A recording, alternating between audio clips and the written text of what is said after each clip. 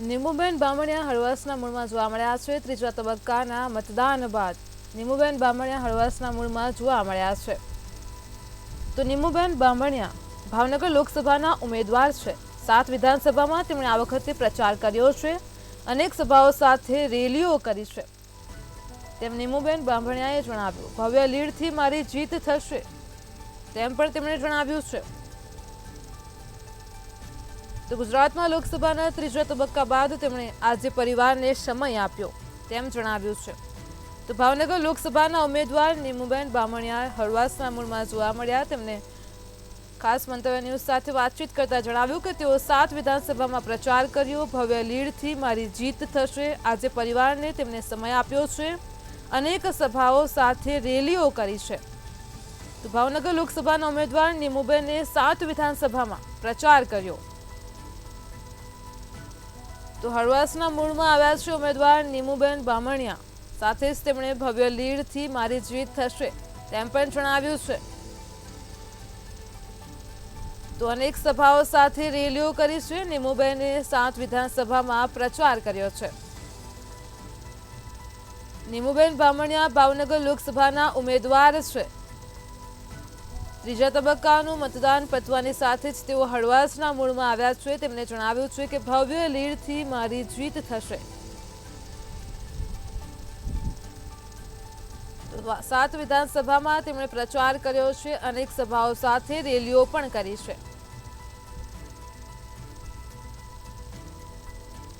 ભાવનગર લોકસભાના ઉમેદવાર નીમુબેન બામણિયાએ પરિવારને સમય આપ્યો। તેમણે જણાવ્યું કે ભવ્ય લીડથી મારી જીત થશે। 7 વિધાનસભામાં તેમણે પ્રચાર કર્યો, અનેક સભાઓ સાથે અનેક રેલીઓ પણ કરી।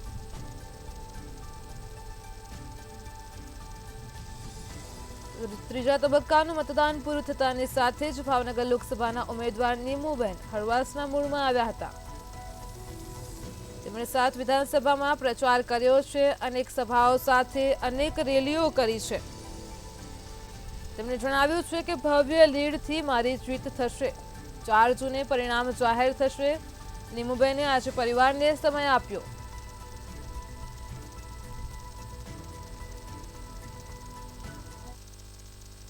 બે 2024 લોકસભાની ચૂંટણીના હવે કહી શકાય કે ત્રીજા તબક્કાનું મતદાન ગુજરાતનું પૂર્ણ થઈ ગયું છે। ત્યારે ખાસ કરી ભાવનગરની અંદર વાત કરું તો ભાવનગરના ઉમેદવાર નીમુબેન બામણિયા તેને પણ જે આ ચૂંટણી છે તેને લઈને ભારે જહેમત, અનેક પદયાત્રા, અનેક સભાઓ યોજી હતી। આખરે જ્યારે ચૂંટણીના પરગંબા પૂર્ણ થઈ ગયા છે ત્યારે કહી શકાય કે ઉમેદવારનો હળવાસનો પલ હવે કેવો વીતી રહ્યો છે, સીધી જ વાત આપણે કરશું। બેન, શું કહેશો? ચૂંટણીની અંદર ભારે ભાગદોડ રહી છે, પરંતુ ગઈકાલે રાત પછી હળવાસના પલ અનુભવી રહ્યા છો, શું કહેશો? આજનો દિવસ કેવો રહ્યો છે?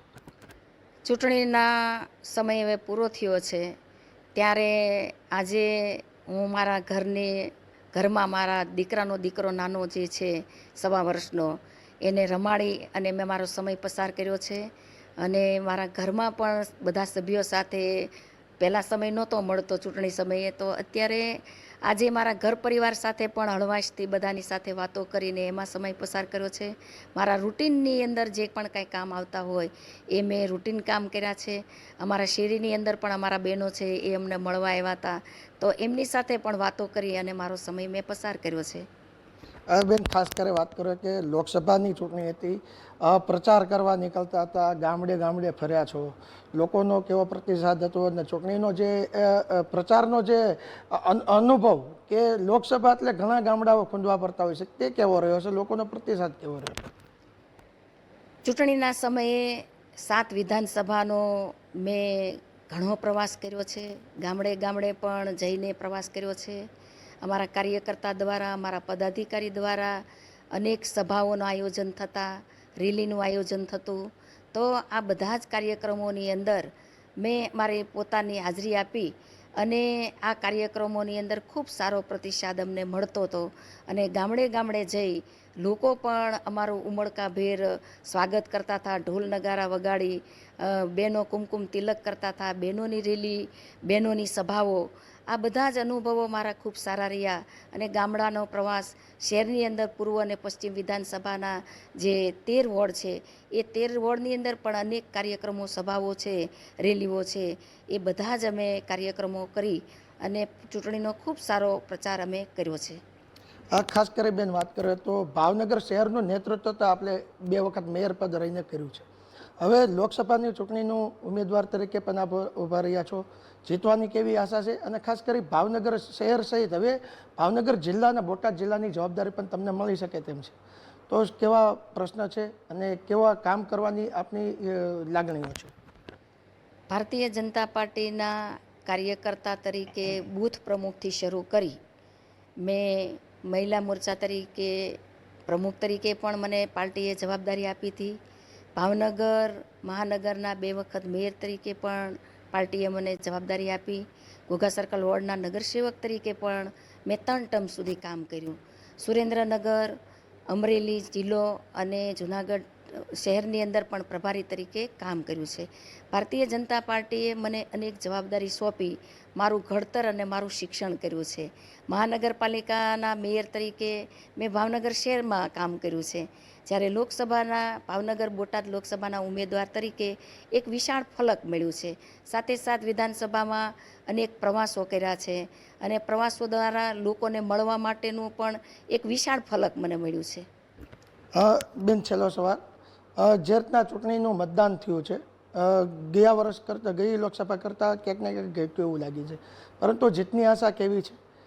લોકોના મતદારોના જે પ્રતિસાદ આપને ચૂંટણીના સભાઓ વખતે મળ્યા છે તેને લઈને આપને જીતની આશા કેવી રહે છે? નરેન્દ્રભાઈના નેતૃત્વમાં 10 વર્ષના શાસનની અંદર અનેક ઐતિહાસિક કામો થયા છે, ઐતિહાસિક નિર્ણયો લીધા છે. દેશના સૌથી લોકપ્રિય વડાપ્રધાન નરેન્દ્રભાઈ મોદી સાહેબે સૌનો સાથ સૌના વિકાસના મંત્રને લઈ દરેક સમાજને વિકાસના ફળો મળ્યા છે. ત્યારે ભારતીય જનતા પાર્ટીનું કાર્યકર્તાઓનું મોટું વટવૃક્ષ છે. તાલુકા પંચાયતનો સભ્ય હોય કે જિલ્લા પંચાયતના સભ્ય, અમારા ધારાસભ્ય, અમારા સાંસદ અને અમારા સૌ પાર્ટીના પદાધિકારીએ ખૂબ મહેનત કરી છે. બધાએ એક સાથે તાલ મેળવી અને ખૂબ અમે કામ કર્યું છે. ત્યારે ધોમધકતા તડકામાં પણ અમારા કાર્યકર્તા, અમારા પાર્ટીના આગેવાનો બધાએ સૌએ ચૂંટણીની અંદર ખૂબ કામ કર્યું છે અને ખૂબ સારો હતો.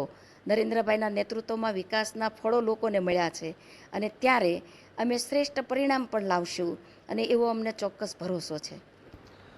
તો હતા ભારતીય જનતા પાર્ટીના ભાવનગર 15 લોકસભાના ઉમેદવાર નીમુબેન બામણિયા. તેને સતત 2 મહિના સુધી લોકોની વચ્ચે પોતાના ઉમેદવારી બાદ સભાઓ રેલી યોજી અને હવે તે ચૂંટણી પૂર્ણ થતાં હળવાશ અનુભવે છે. પોતાનો સમય છે તે સૌ પ્રથમ પોતાના પરિવાર સાથે અને પોતાના પરિવાર અને બાળકો સાથે વિતાવી રહ્યા છે.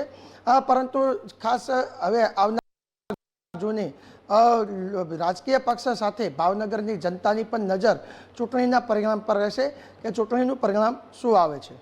હિરેન ચૌહાણ, મંતવ્ય ન્યૂઝ, ભાવનગર.